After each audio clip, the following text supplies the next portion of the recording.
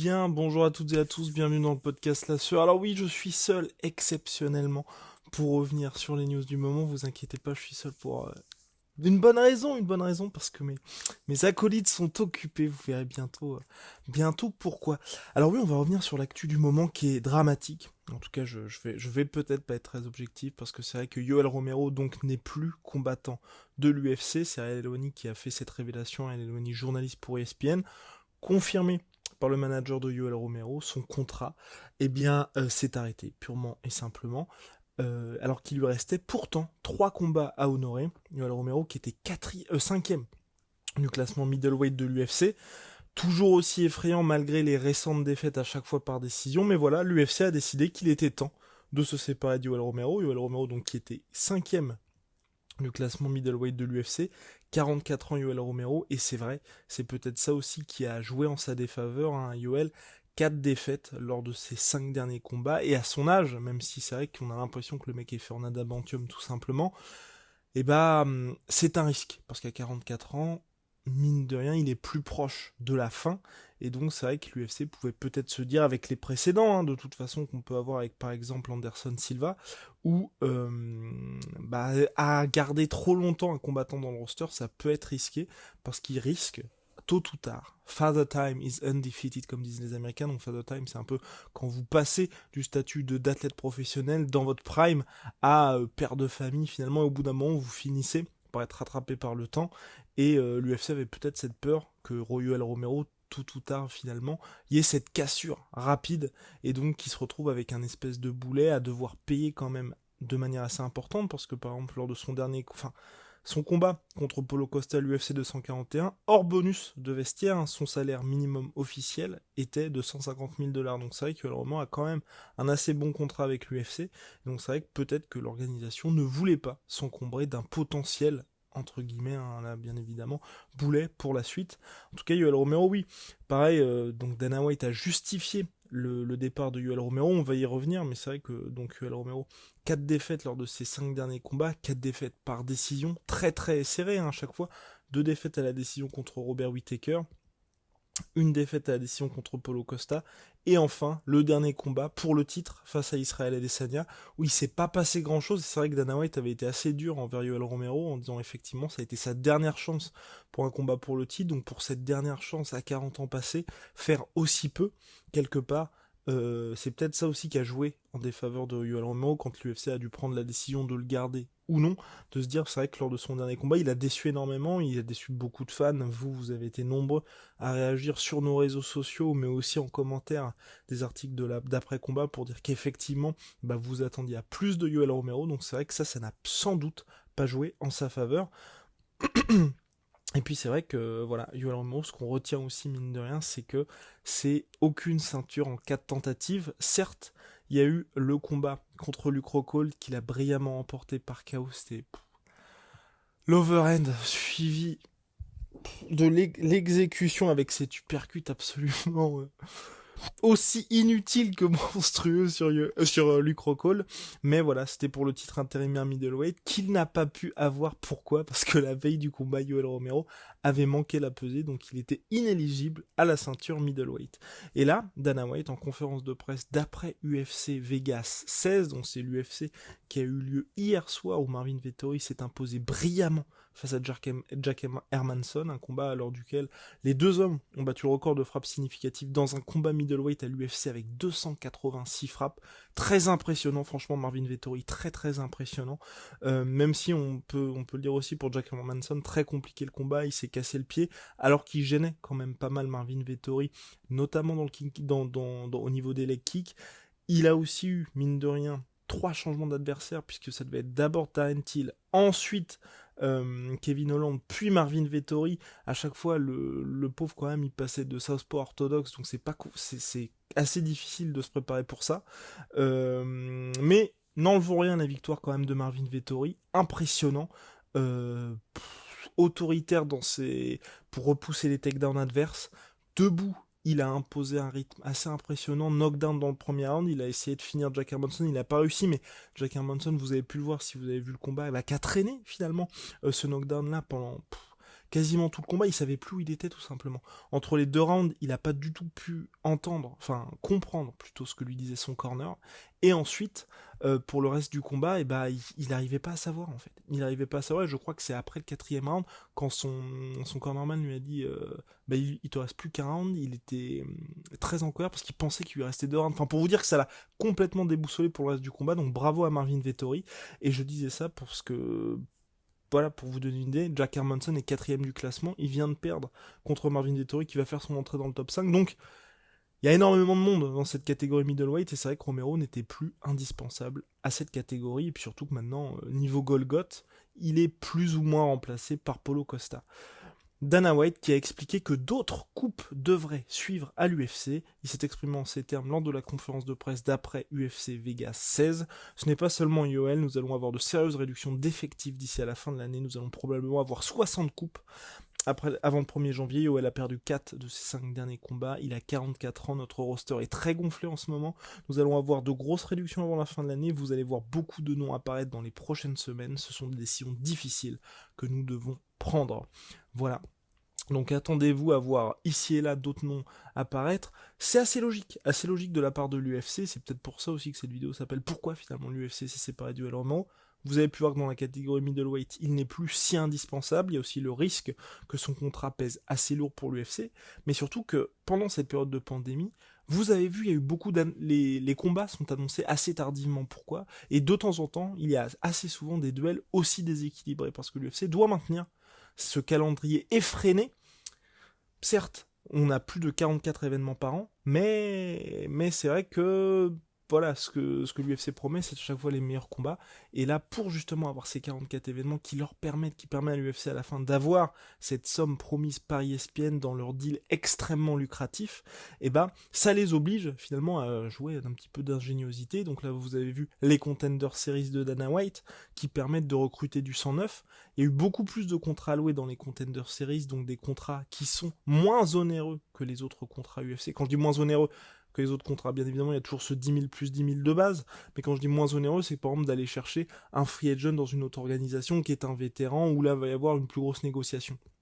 Donc là, l'UFC a eu pas mal de 109 avec les Contender Series, et puis surtout, aujourd'hui, il faut grosso modo que l'UFC ait sa main card et puis une carte prélim. Il y a moins de combats lors de certaines cartes UFC pour garantir justement ce calendrier effréné malgré la pandémie. Donc finalement, ils se retrouvent dans une situation, l'UFC, où ils ont moins besoin d'avoir autant de combattants, et puis surtout que là, avec les déplacements qui sont moindres, ils ont réussi aussi, mine de rien, leur pari, d'organiser toutes les semaines un événement qui soit aux États-Unis, et ensuite vous avez la Fight Island pour les combattants internationaux, et certains autres combattants, comme des Cyril Gane, de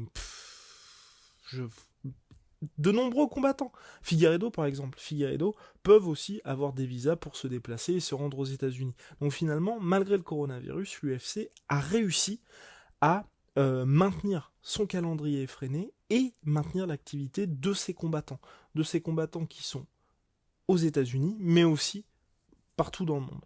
Donc finalement, aujourd'hui, il se retrouve dans une situation où Yoel Romero, je pense aussi à Stefan Struve, qui n'est pas non plus peu cher, on va dire, et qui est sur quand même une série de défaites, ne sont plus indispensables à l'UFC, puisqu'ils peuvent se permettre d'avoir du 109 et de faire finalement tourner. Et vous avez eu aussi l'exemple récemment de Bam Bam Tuivasa, qui avait été libéré de son contrat par l'UFC, et finalement, revient ici Bam Bam Tuivasa, l'UFC qui lui a proposé en fait un nouveau contrat tout simplement, et il a battu Stefan Struve par KO, et là, lui devrait, selon toute vraisemblance, rester. Mais on est dans une situation où l'organisation, donc la maison mère UFC, peut se permettre justement d'avoir énormément de monde comme là récemment, parce qu'il fallait justement être dans une situation un petit peu d'urgence pour garantir les combats, pour garantir les événements. Vous l'avez vu même là avec Marvin Vettori qui a été prévenu en short notice contre Jack Hermanson. Lui, bien évidemment, il bouge pas, mais ils ont besoin d'avoir une certaine agilité l'UFC et donc d'avoir beaucoup de personnalités dans leur roster. Mais pour 2021, maintenant que l'UFC sait comment agir avec le coronavirus, et selon toute vraisemblance, en tout cas on l'espère, je touche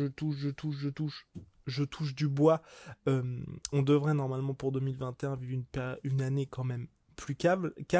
L'UFC va donc reprendre avec les bonnes vieilles habitudes, et donc n'a plus ce besoin d'avoir tant de personnes disponibles dans leur roster, parce qu'on est dans une situation où, avec tous tous les mecs qui popaient pour le coronavirus, qui se retrouvaient positifs, bah vous aviez un combat middleweight, finalement, au lieu d'avoir juste 2 mecs ou juste besoin de 3 mecs pour un gars au short notice, vous étiez obligé d'en avoir peut-être 5 pour un seul combat sur une carte, parce qu'il y a un tel qui va peut-être popper, un tel qui va se blesser, un tel... Enfin, au-delà des blessures qu'il y avait d'habitude, maintenant, il y avait aussi le coronavirus qui entrait là-dedans. Donc l'UFC était toujours obligé d'avoir plusieurs mecs sous la main pour se garantir, dire ok, on va avoir tel combat qui va se faire. Je pense par exemple au main event, encore une fois, qui a eu lieu à l'UFC Vegas, Marvin Vettori, Jack Hermanson. À la base, c'était quand même Jack Hermanson, Darren Till.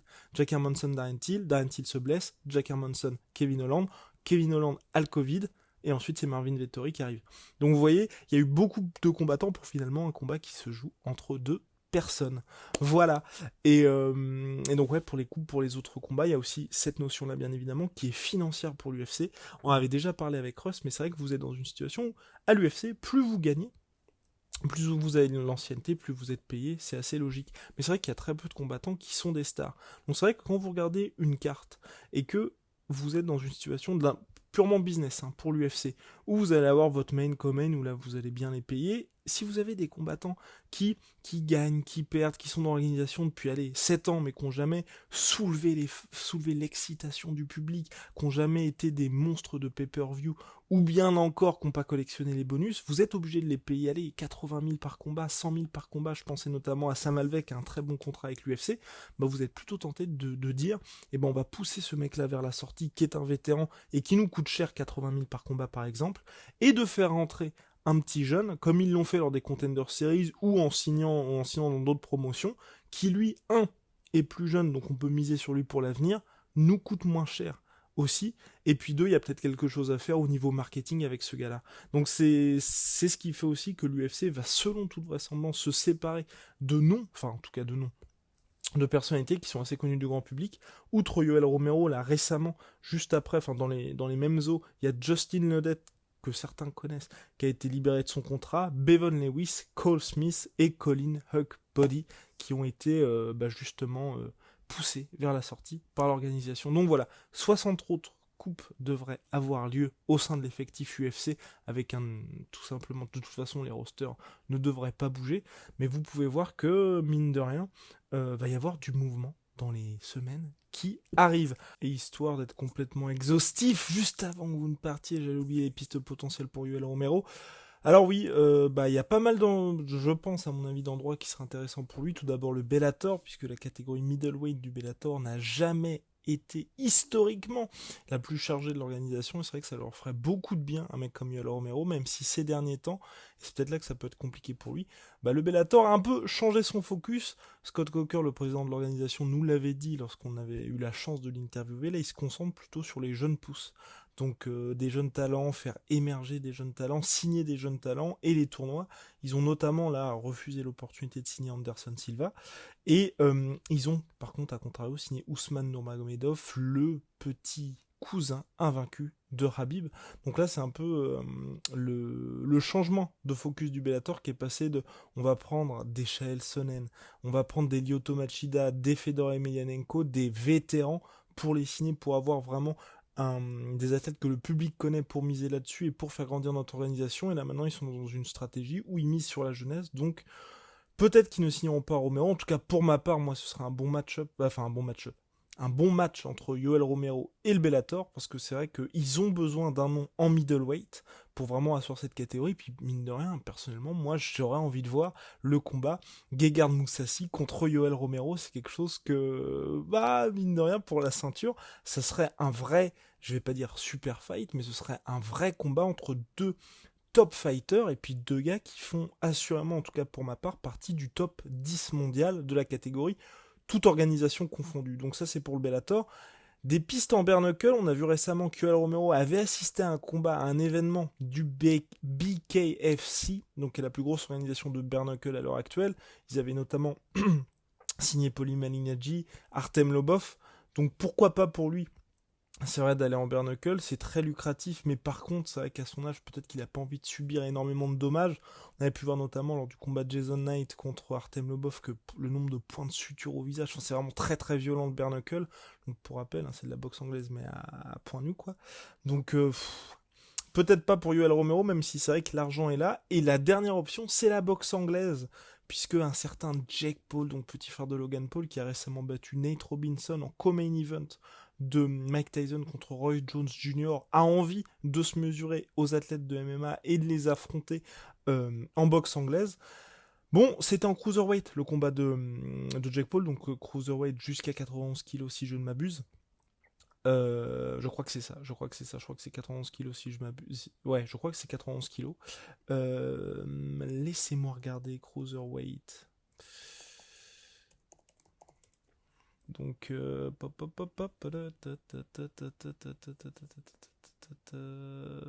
oui, 91 kg, 90,7 kg. Donc c'est vrai que pour Yoel Romero, ce serait une catégorie qui serait possible. Jake Paul, certes, a été assez impressionnant contre Nate Robinson, mais c'est pas un boxeur, un athlète de métier. Donc pourquoi pas, là, pour le coup, ce serait lucratif pour Yoel Romero, peu risqué, parce que je pense, à mon avis, qu'il s'imposerait contre Jake Paul en boxe anglaise, et puis ça lui permettrait à Yoel Romero, sereinement, de préparer sa retraite, mais c'est vrai que si il fait ce combat en boxe anglaise contre Jake Paul, il aura définitivement, on va dire, switché d'athlète professionnel à pré-retraite dorée. Donc voilà, il doit faire un petit peu, pas la part des choses bien évidemment, mais il doit se poser la question entre est-ce qu'à 44 ans, il veut entamer un nouveau run professionnel dans une nouvelle organisation, et donc ça sera au camp d'entraînement au weight cutting. On sait que c'est très compliqué pour lui de faire le poids en moins de 84 kilos, donc est-ce qu'il veut ça pour 2-3 ans à venir, ou au contraire là faire ici et là des combats très lucratifs mais qui sportivement n'ont pas grand intérêt. C'est un peu l'arbitrage que doit faire Yoel Romero et son camp. En tout cas, personnellement, moi, je préférais le voir au Bellator pour combattre en middleweight, mais aussi en light heavyweight, parce qu'à mon avis, contre Vadim Nemkov, là aussi, j'aimerais beaucoup le voir. Enfin, il y aurait quelques beaux combats sportivement, là, pour lui, dans cette catégorie, enfin, dans ces deux catégories, et surtout au Bellator. Voilà. N'hésitez pas, en tout cas, à faire vos petits pronostics sur le futur de Yoel Romero à l'UFC. À très très vite, à l'UFC. En MMA ou dans d'autres sports de combat. Opération 50 G's bat son plein, toujours, là c'est la fin du podcast, nous sommes le 6 décembre.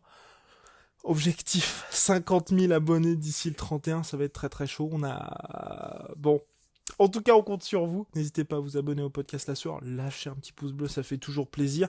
Big shout out à My Sweet Protein, je crois qu'on est à moins 45% sur tout My Protein avec le code La Sueur, moins 10% sur tout Venom avec le code La Sueur. Ça vous fait très plaisir parce que vous nous soutenez énormément et vous commandez pas mal sur ces sites-là, donc merci à vous. Et puis La Sueur Store, le drop de décembre vient de sortir, donc c'est disponible là, du 1er jusqu'au 31. On a eu quelques retours aussi là-dessus, ne vous inquiétez pas. Là, c'est un petit peu retardé avec le coronavirus pour les livraisons, tout simplement parce que notre collaboration, on a une collaboration avec une marque américaine qui vient directement des États-Unis. Donc pour ça, avec le Covid, ça prend un petit peu de temps. Et tout le reste étant fait en Europe, normalement, ça devrait arriver pour les fêtes. Voilà. Bien, je vous souhaite une très très bonne journée, un très bon week-end et à très très vite pour de nouvelles aventures avec Rust, avec Polydomso. On va bien évidemment parler de cette UFC 256 qui arrive le 12 décembre prochain.